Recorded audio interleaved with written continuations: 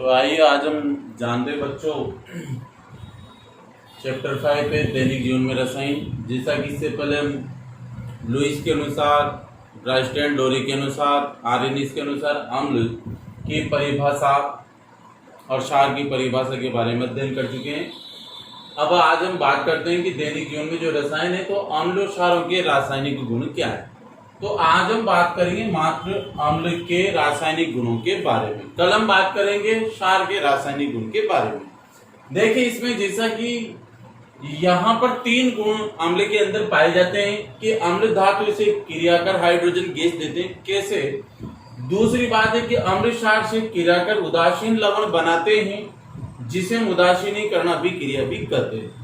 तीसरा है अम्ल धातु ऑक्साइड के साथ क्रिया कर लवण हाइड्रोजन गैस देते हैं, अर्थात धातु ऑक्साइड की प्रकृति जो होती है वो क्षारीय प्रकृति के होते हैं और अम्लों के उपयोग। तो आज देखिए सबसे पहले हम बात करते हैं यहाँ पे अम्ल धातु से क्रिया कर हाइड्रोजन गैस देते हैं। जैसे कि अम्ल आपके 3 प्रकार के अम्ल हैं, बताया था मैंने आपको आगे, H2SO4 सल्फ्यूरिक अम्ल, HNO3 नाइट्रिक अम्ल, HCl हाइड्रोक्लोरिक अम्ल, ये प्रबल अम्ल है आपके। जबकि दुर्बल अम्ल में आपके CH3COOH यानी कि एसिडिक अम्ल और H2CO3 यानी कार्बनिक अम्ल, 2 प्रकार के अम्ल हैं। आज हम यहाँ पे बात करते हैं कि अम्ल धातु से क्रिया करके क्या बनाते हैं। देखिए यहाँ पे ये जिंक धातु है, क्या है? जिंक धातु, और ये सल्फ्यूरिक अम्ल है। ये दोनों परस्पर अभिक्रिया कर क्या बनाएंगे? Zinc sulphate. जिंक सल्फेट एक प्रकार का क्या है? लवण है, और ये हाइड्रोजन क्या है? एक प्रकार की गैस है।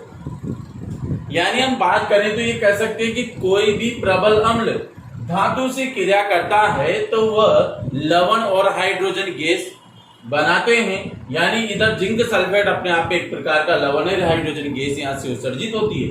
ये आपके चित्र में भी दिया हुआ है कि एक पात्र में हम क्या करते हैं, एक पात्र लेते हैं, एक परख नली स्टैंड लेते हैं, उसमें जिंक के कुछ टुकड़े डालते हैं और जिंक के टुकड़ों को डाल करके उसका एक हिस्सा परख नली से होता हुआ एक पात्र में कर देते हैं। पात्र में साबुन का घोल भर लेते हैं।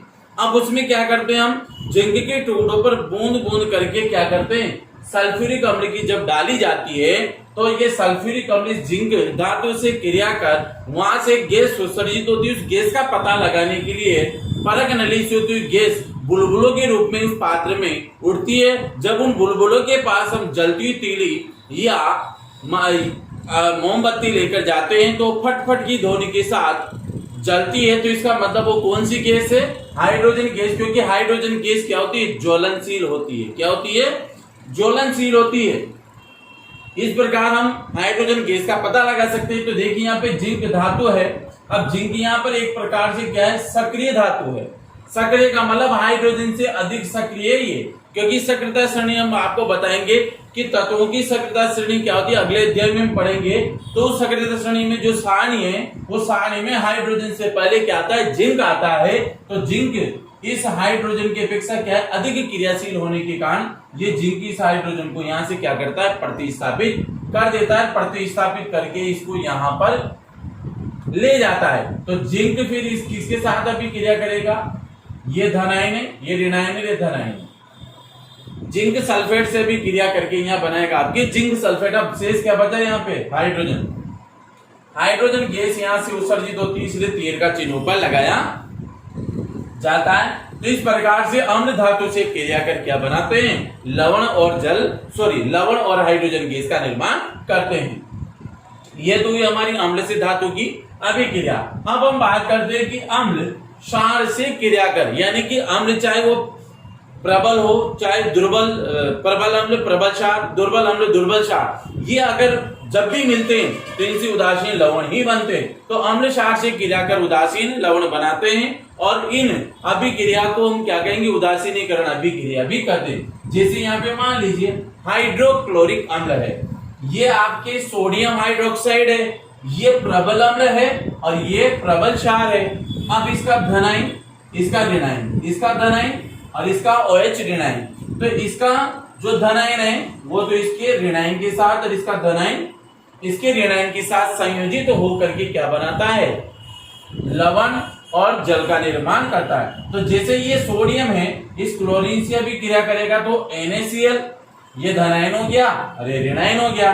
फिर इसका OH ऋण आयन और इसका हाइड्रोजन धन आयन, ये क्या बनाएगा, जल का निर्माण करता है। तो इस प्रकार से उदासीन क्यों हुए, इसको उदासीनीकरण क्यों कहेंगे कि प्रबल अम्ल और प्रबल क्षार एक दूसरे पर साथ जब अभी क्रिया करते हैं तो एक दूसरे के प्रबल प्रभावों को क्या करते हैं, ये नष्ट कर देते हैं, यानी कि दुर्बल स्थिति में ला देते हैं। अम्ल क्षार के प्रभावों को और क्षार अम्ल के प्रभावों को उदासीन कर देता है, इसलिए इसको उदासीनीकरण अभिक्रिया भी हम कहते हैं। तो यहाँ पे बन गया आपके उदासीन लवण क्या, सोडियम क्लोराइड। ये आपका उदासीन लवण है। क्यों है उदासीन, ये उदासीन लवण क्यों है, इसका उदासीन होने का कारण क्या है, क्योंकि अम्ल भी प्रबल है और क्षार भी प्रबल है। तो जब प्रबल अम्ल प्रबल क्षार अभी क्रिया करते हैं तो हमेशा क्या होता है, उदासीन लवण ही बनता है। और अगर कंडीशन ये हो कि प्रबल दुर्बल अम्ल और दुर्बल क्षार हो तभी उदासीन लवण का ही निर्माण होता है। अब हम बात करते हैं तीसरे नंबर पे।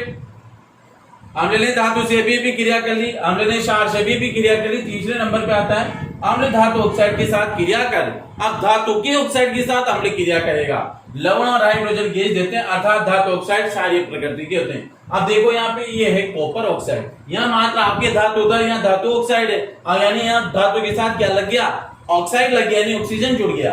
तो ये कॉपर ऑक्साइड है और ये हाइड्रोक्लोरिक अम्ल है, ये धन आयन है, ये ऋण आयन है, ये हाइड्रोजन धन आयन और ये ऋण आयन।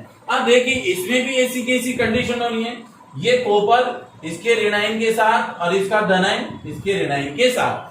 तो यहाँ पे Cu, फिर यहाँ पे क्लोरीन कितने, 2, यानी 2 गुणांक जो लगा हुआ है, 2 गुणों के अनुसार यहाँ पे हाइड्रोजन कितने, हाइड्रोजन भी 2 है और क्लोरीन भी 2 है।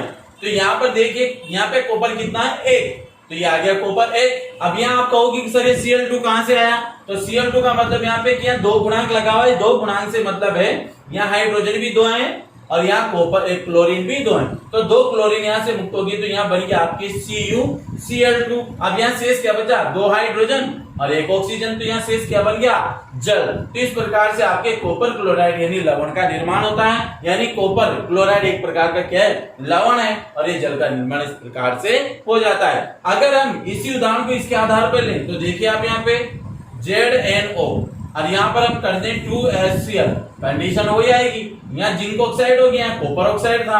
अब यहाँ पे क्या बनेगा, Zn, वही क्लोरीन यहाँ पे कितने, 2 और ये जल, तो क्या बन गया, जिंक क्लोराइड का लवण और ये बन गया आपके जल। कंडीशन वही है, धातु का ऑक्साइड कोई सा भी हो और कोई सा भी हम लोग उससे अभी क्रिया करके वो लवण और जल का ही निर्माण करता है। तो ये ठीक है, आपको समझ में आया होगा। अम्ल धातु से क्रिया कर हाइड्रोजन गैस देते हैं, अम्ल क्षार से भी क्रिया करके लवण जल बनाते हैं, अम्ल धातु ऑक्साइड से क्रिया करके लवण और जल का निर्माण करते हैं। तो इस प्रकार से आपको ये बिल्कुल समझ में आया होगा। अब हम बात करते हैं यहाँ पे कि अम्लों के उपयोग कहाँ कहाँ पर किस प्रकार से किए जाते हैं। देखिए H2SO4 HNO3 HCl 3 प्रकार के क्या है, प्रबल अम्ल जिनको खनिज अम्ल भी कहा जाता है, क्योंकि खनिजों से प्राप्त नेचुरल रूप से प्राप्त आपकी क्या है, अम्ल है, जिसको खनिज अम्ल भी हम कहते हैं। पहला उपयोग तो ये है। दूसरा है कि HNO3 जिसको हम कहते हैं नाइट्रिक अम्ल, इसका उपयोग उर्वरक बनाने, यानी जितने भी आपके खाद उर्वरक जो पेस्टिसाइड में यूज होते हैं खेतों में, यूरिया DAP वगैरह, उन उर्वरकों को बनाने में भी इसका उपयोग किया जाता है। सोने चांदी के गहनों को साफ करने में, जिससे उन पे गंदगी छा जाती है तो उसको साफ करने में भी इसका उपयोग किया जाता है। अब बात करें अम्ल राज की, यानी अम्लों के राजा, यहाँ पर दिया हुआ है HCl HNO3। अब यहाँ HCl HNO3 को क्या करना है, आपको 3:1 यानी 3 भाग आपको HCl और 1 भाग आपको HNO3 यानी कि 3 भाग हाइड्रोक्लोरिक अम्ल और 1 भाग नाइट्रिक अम्ल को मिलाने से बने मिश्रण को क्या कहते हैं, अम्ल राज कहते हैं, जो सोने चांदी जैसी धातुओं को गलाने के काम में आता है। यानी कि इसको प्रबल अम्ल हम कह सकते हैं, ज्वलनशील अम्ल कह सकते हैं, जो धातु को आसानी से तुरंत उस पर डालने पर गला देता है। इसके बाद नंबर 4 है सल्फ्यूरिक अम्ल H2SO4 अम्लों का राजा। इसका उपयोग सेल, कार की बैटरी, उद्योगों आदि में किया जाता है। जो सेल आते हैं उसके अंदर भी आपके सल्फ्यूरिक अम्ल होता है, जो कार की, ट्रैक्टर की, मोटरसाइकिल की जो लिक्विड वाली जो बैटरी होती है उसके अंदर, उसमें कौन सा अम्ल भरा होता है? H2SO4 ही भरा होता है। यहाँ तक कि उद्योगों में भी H2SO4 का उपयोग किया जाता है। इसके बाद हम बात करें CH3COOH, जिसको हम कहते हैं एसिटिक अम्ल, जिसका आम भाषा में हम घरों में उपयोग में लेते हैं सिरका, जो सबके घरों में या बाहर गेट के अंदर अवेलेबल है।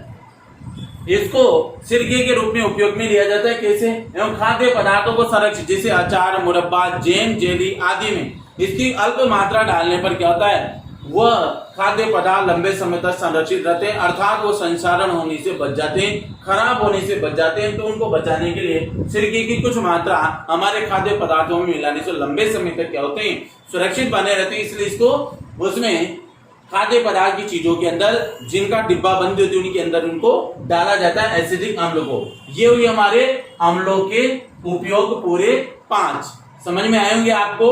अब हम बात करते हैं, क्वेश्चन है इसमें कि पीतल और तांबे के बर्तनों में खट्टे पदार्थ क्यों नहीं रखनी चाहिए। जैसा कि आप सबको पता होगा क्यों नहीं रखना चाहिए, क्योंकि आपको पता है कि जितने भी आपके खट्टे पदार्थ जैसे कि दही है, छाछ है, नींबू का रस है, इन सब के अंदर क्या होता है? अम्ल होता है। तो वो अम्ल होने के कारण तांबे पीतल के बर्तनों में जब उनको रखा जाता है तो तांबे पीतल के बर्तन धातु है, और धातु से अम्ल क्रिया करके क्या बनाते हैं? लवण बनाते हैं। और उस लवण कौन सा बनता है? वो विषैला। विषैला का मतलब है जहरीला। तो वो क्या करते हैं? खट्टे पदार्थ जब इन बर्तनों में, तांबे पीतल जैसे बर्तनों में रखे जाते हैं, तो इन धातुओं से अम्ल अभिक्रिया कर क्या करते हैं?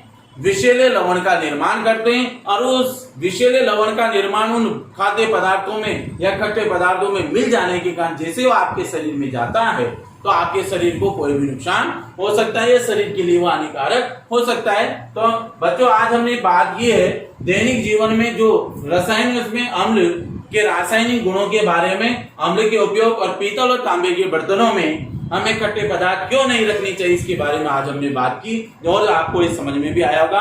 कल हम बात करेंगे क्षारों के रासायनिक गुण और उनके उपयोग। उसके बाद हम बात करेंगे लवण के रासायनिक गुण और उनके उपयोग। थैंक यू, धन्यवाद।